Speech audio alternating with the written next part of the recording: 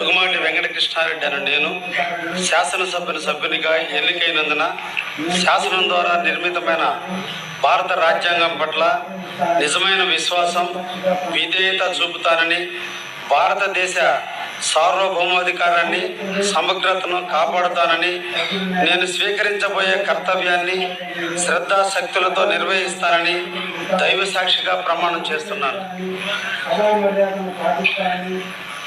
ఆంధ్రప్రదేశ్ శాసనసభ సభ్యుడినైన దగ్గుమాటి వెంకటకృష్ణారెడ్డి అని నేను సభా నియమాలకు కట్టుబడి ఉంటానని, వాటిని అనుసరిస్తానని, సభా మర్యాదలను పాటిస్తానని, సాంప్రదాయాలను గౌరవిస్తానని దైవ సాక్షిగా ప్రమాణం చేస్తున్నాను.